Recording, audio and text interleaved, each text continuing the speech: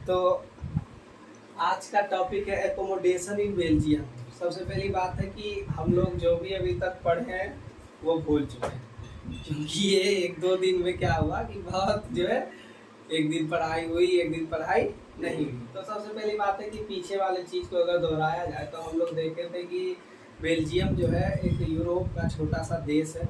आपको हिस्ट्री में भी पढ़ाया गया है कि जब 1830 में मेटरनिक ने कहा था कि जब फ्रांस जीतता है तो पूरे यूरोप को सर्दी हो जाती है। और ठीक 1831 में बेल्जियम में ब्रुसेल्स में क्रांति हुई और वह यूनाइटेड किंगडम ऑफ नीदरलैंड से क्या हो गया, अलग हो गया। अब अलग हुआ तो वो आपकी घर रहे, आपका घर हो या कोई समाज हो या कोई देश हो या कोई महादेश हो, विविधता तो होगी। तो उसी तरह ब्रुसेल्स में भी क्या थी, डाइवर्सिटी थी। आप देखेंगे कि ऊपर वाले भाग में 59% डच रहते थे और नीचे में शायद फ्रांसीसी या फ्रेंच कुछ ऐसे करके लोग रहते थे। और ब्रुसेल्स में ठीक स्कूल इसका उल्टा था। 80% ब्रुसेल्स उसकी राजधानी थी, 80% वहाँ फ्रेंच थे शायद, 20% डच, और साइड वाला जो हिस्सा था वो शायद जर्मन हल्का सा। और श्रीलंका में भी ठीक इसी प्रकार का डाइवर्सिटी देखा गया था। तो दरअसल है क्या कि बेल्जियम के लोग इस चीज को अच्छे से कंट्रोल कर पाए, लेकिन श्रीलंका के लोग इस चीज में क्या हो गए, पीछे हट गए। आप देखोगे कि श्रीलंका का भारत से अच्छा साक्षरता दर है, मतलब कि एजुकेशन पॉलिसी जो था उसका अभी तक अच्छा था, ठीक है। लेकिन आज के समय में हो सकता है खराब हो गया होगा। अभी श्रीलंका में थोड़ा सा इकोनॉमिक क्राइसिस चल रहा है। तो श्रीलंका इस चीज को 1948 में जब वो आज़ाद हुआ था श्रीलंका, तो इस चीज़ को कंट्रोल करने के लिए क्या किया, पहली बात तो वहाँ की जो सरकार थी वो अपने सत्ते के लोभ में क्या किए कि बहुमत मेजॉरिटीज जो लोग थे, कौन थे, सिंहली थे सर, उसको लुभाने के लिए क्या किए, 1956 में एक एक्ट लाए जिसके तहत क्या किया गया कि सिंहली जो भाषा थी वो राष्ट्रभाषा बना दी गई और दूसरी भाषा जो तमिल थी उसको दरकिनार कर दिया गया, अनदेखा कर दिया गया, नेगलेक्ट कर दिया गया। तो धीरे धीरे और क्या था ना कि उनको गवर्नमेंट जॉब में भी प्रेफरेंस मिला, आपका यूनिवर्सिटी में एजुकेशन में भी प्रेफरेंस मिला। तो तमिल जो लोग थे, तमिल में भी अलग अलग लोग थे, एक भारतीय मूल के तमिल थे और एक श्रीलंकाई मूल के तमिल थे। और उसमें जो थे सबसे पहले सिंहली जो थे उसमें सिर्फ ज़्यादातर बौद्ध धर्म के लोग थे और बुद्धिज्म को क्या किया जा रहा था कि बढ़ाया जा रहा था और दूसरे जो समुदाय के लोग थे उनको नेगलेक्ट कर दिया जा रहा था। तो इस चीज से तामिल वर्गीय लोग जो थे वो गुस्सा हो गए। वो सोचे कि अरे भैया हमारा तो कोई वैल्यू नहीं है, तो हमको ऐसा करो एक अलग राष्ट्र दे दो, हम वहाँ अपना अलग से रहेंगे, हमको कोई मतलब नहीं तुमसे। तो इलम करके स्टेट करके दिया हुआ है कि उसकी मांग किए थे। तो श्रीलंका इस चीज को, डाइवर्सिटी को पचा नहीं पाया। अंत में क्या हो गया, सिविल वॉर हो गया, गृह युद्ध हो गया आपस में और हजारों लोग मारे गए। लेकिन बेल्जियम में इसका ठीक उल्टा देखा गया है क्या कि leaders in Belgium took different path, recognize the diversity, amended constitution 4 time to accommodate diversity. समझिए, बेल्जियम में वहाँ के जो लीडर थे, नेता थे, डाइवर्सिटी को समझ लिए। श्रीलंका के नेता भी समझे, लेकिन वो अपने सत्ते के लोभ में सरकार को बचाने के लिए, सरकार को लंबे दिन तक चलने देने के लिए क्या किया उन्होंने कि बहुमत में जो लोग थे, बहुसंख्यक जो लोग थे, मेजॉरिटीज में श्रीलंका पिछला चैप्टर था, बहुसंख्यक जो लोग थे उनको क्या किए कि लुभाने का प्रयास किए। किस तरह से, पहले आइसक्रीम दिए, उसके बाद आइसक्रीम से कोन दिए, कोन से फिर मटकावला दिए। अरे भैया तो दोगे तो सर्दी तो उसी को होगा, तो दवाई भी तो तुम्ही को देना पड़ेगा। तो वही हुआ यहाँ पे कि उसको लुभाने के लिए इतना चीज कर दिए कि आपस में जो दो समुदाय थी वो क्या हो गई, झड़प में हिंसक, सिविल वॉर हो गया, हिंसा हो गई, वायलेंस एकदम हो गया, लोग प्रोटेस्ट करने लगे रोड पे आके। तो बेल्जियम के लोग इस चीज को समझे, क्योंकि आप कहीं भी देखिएगा तो आपकी वेस्टर्न जो कंट्री है इस चीज के मामले में सही है। सबसे पहले यूरोप में राष्ट्रवाद हुआ 1789, यूरोप में राष्ट्रवाद, फ्रेंच रिवॉल्यूशन जो हुआ था 1789 में। भारत कहाँ था कोई पता नहीं है, बाबर अकबर का शासनकाल, मुगल शासनकाल चल रहा था। तो उस तरह से अगर देखा जाए तो वेस्टर्न कंट्री इस मामले में, इधर जो आपकी पूर्वी हुई वेस्टर्न ईस्टर्न कंट्री से ज़्यादा बेहतर है। क्यों? क्योंकि आपके कंट्री में समझदारी बाद में डेवलप हुई, आप ये नहीं कर सकते कि समझदार हमारा कंट्री नहीं था, लेकिन समझदारी या राष्ट्रवाद की भावना बाद में पैदा हुई। और इसमें समझिए बात को, अब 1800 हम कब बोले थे, 1831 में ना ब्रुसेल्स में क्रांति हुई थी। 1830 के बाद यूनाइटेड किंगडम ऑफ नीदरलैंड से समझो। और श्रीलंका कब आजाद हुआ, 1948। लगभग 100 साल का डिफरेंस है। और अगर 100 साल का डिफरेंस है तो 100 साल में कोई भी कंट्री कहीं पर भी छलांग मार सकती है। ब्रिटेन के हम लोग कॉलोनी थे, 1947 में आज़ाद हुए। आज ब्रिटेन के इकोनॉमिक को हम पछाड़ दिए 5वें नंबर है, जबकि 100 साल हम लोग का भी हुआ भी नहीं है। तो उसी तरह से अब ये 1830 में अलग हुआ, ये 1948 में क्या हुआ, आज़ादी हुआ। तो दोनों में समझदारी जो थी वो क्या थी, कम थी। ब्रुसेल्स के लोग, बेल्जियम के लोग इस चीज़ को परख चुके थे कि हमारे यहाँ डाइवर्सिटी बहुत ज़्यादा है, हम इस चीज़ को अच्छे से बरकरार नहीं कर पाएंगे, तो हो सकता है ब्रुसेल्स 2-3 भागों में बट जाए। तो इस चीज़ के लिए लीडर ने, हमारे नेताओं ने वहाँ का क्या किया, 4 बार संविधान को संशोधित किया। देख रहे हो, अमेंडेड कॉन्स्टिट्यूशन 4 टाइम, 1970 से लेकर 1993 के बीच में 4 बार संविधान को संशोधित किया कि हमारा ब्रुसेल्स किसी तरह टूटे नहीं, और नहीं टूटा।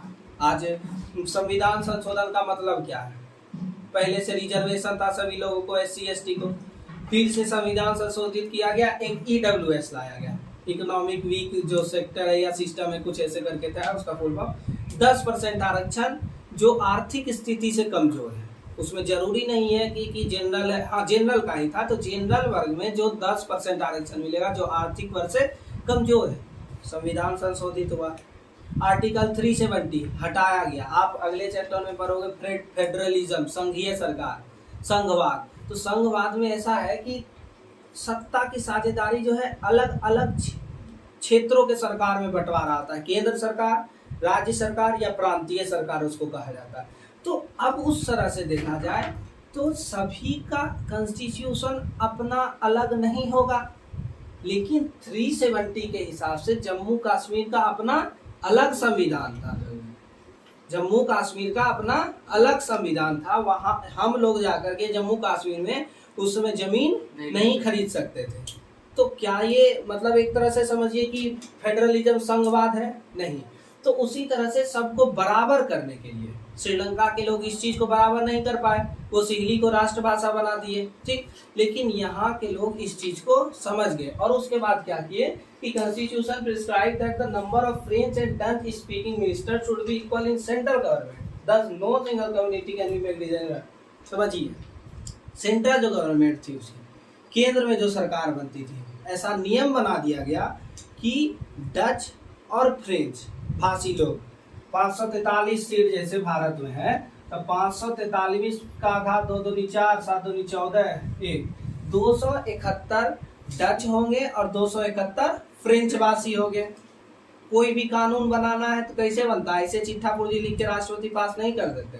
वहाँ बहुमत होता है, अध्यादेश लाया जाता है और सभी पार्टियों के सभी संसदों राज्यसभा में वोटिंग होता है और तब संविधान को संशोधित किया जाता है, कुछ नया कानून लाया जाता है। अब इसमें मेजोरिटीज़ लोग रहे, मतलब ब्राह्मण समाज के लोग ज़्यादा रहे, क्षत्रिय समाज के लोग ज़्यादा रहे, तो इससे क्या होगा कि कुछ वैसा कानून गलती से बन जाएगा जो कि निचले वर्ग के लोगों को भेदभाव वाला कानून बन जाएगा। आप मंत्रिमंडल देखिएगा, बिहार का मंत्रिमंडल देखिए, एक ब्राह्मण, एक भूमियार, एक तुम्हारा ये रहेगा राजपूत, एक तुम्हारा पासवान, एक फलना, एक चिल्ला, सबको एक सीट दिया जाता है। क्यों? क्योंकि कभी भी किसी को ये नहीं लगे कि हम लोगों को दरकिनार कर दिया गया। मंत्रिमंडल अब बिहार में या केंद्र में इस हिसाब से नहीं बढ़ता है कि किसको कितनी जानकारी है, किसको उस क्षेत्र में किसकी कितनी जानकारी है। कानून मंत्री बने थे ना, खुद उन पे केस चल रहा था, जेल चल गए 10 दिन के बाद।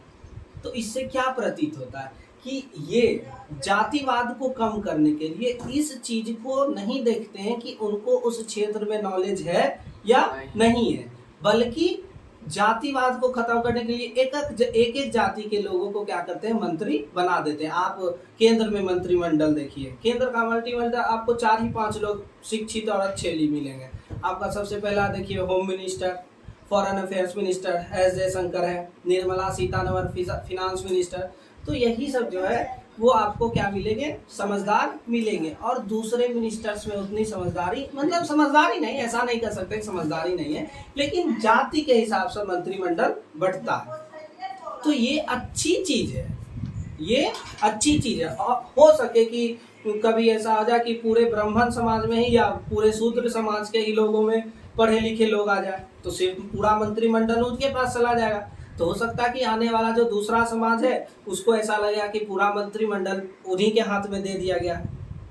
आज मुख्यमंत्री जी है, गाली दिया जाता है, अरे कुर्मी है, कुर्मिया के नाम पे करता है। ऐसा कुछ नहीं है। आप भी तो वोट दिए थे, तो आप दूसरे को वोट दे देते। बिहार की पूरी जनता के द्वारा उनको चुना गया, तब तो मुख्यमंत्री बने। ऐसा थोड़ी है कि वोटिंग पोल वो करवा लिए।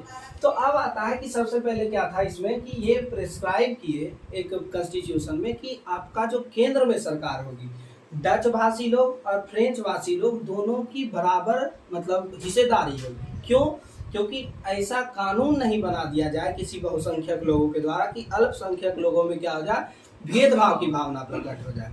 अब आता है कि power were given to the state government, they were not central government, subordinate. समझो, स्टेट गवर्नमेंट को भी पावर दिया गया, आप केंद्र सरकार के अंदर नहीं रह सकते हैं।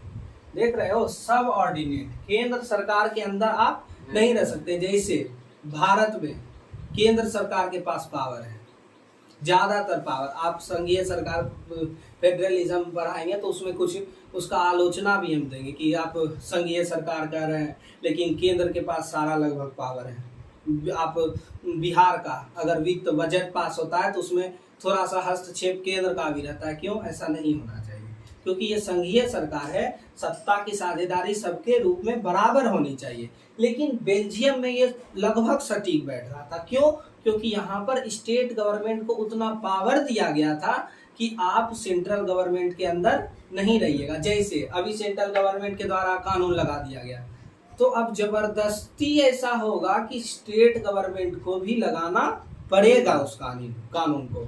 अभी एक आया था ना, जनगणना होने वाला है, तो उस पर केंद्र सरकार कह रही है कि हम जातिगत जनगणना नहीं करेंगे, और आपकी राज्य सरकार बिहार सरकार कह रही है कि हम जातिगत जनगणना करेंगे। इस पे पूरा मामला बड़ा गर्म था। हाँ। तो ये क्या है कि आप संघवाद है, तो स्टेट गवर्नमेंट को इस चीज का हक है कि हम कोई भी चीज अपने से कर सकते हैं, लेकिन भारत में ये चीज नहीं है। भारत में ज्यादातर राज्य की सरकारें केंद्र के सरकार के दबाव में कार्य करती है। फ्री होगी तो कुछ ना कुछ उल्टा होगा। ठीक है, तो अब आता है कि ब्रुसेल्स है separate government in which both the communities have equal representation. हम पहले ही बताएं कि ब्रुसेल्स राजधानी में इसका ठीक उल्टा था। जैसे यहाँ पर 59% डच थे, वहाँ 80% फ्रेंच थे, बहुसंख्यक हो गए।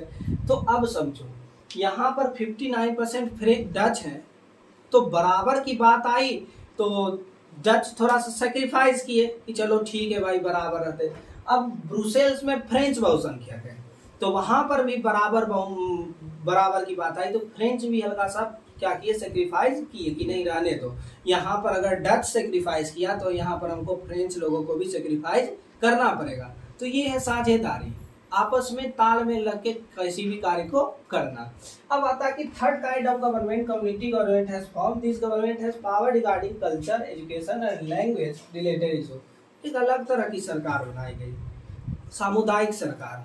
किसी एक समुदाय के लोगों के द्वारा उस सरकार को चुना जाता था, ठीक है, और उनको ये हक था कि उसके संस्कृति कल्चर को बनाए रखने के लिए, एजुकेशन सिस्टम को उसका ठीक करने के लिए। आप पढ़े होंगे अम्बेडकर जी के बारे में कि उनको पुराने समय में पढ़ने के लिए नहीं दिया जाता था, बाहर में बैठ के पढ़ते थे। तो यही तो है एजुकेशन सिस्टम।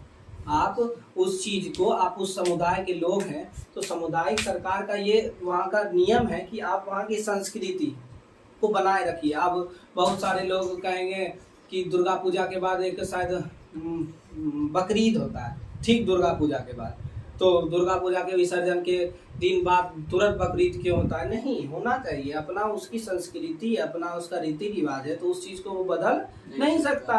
वो तुम्हारे हाथ में, हमारे हाथ में नहीं है, वो ऊपर से बन के आया। अब आता है लैंग्वेज।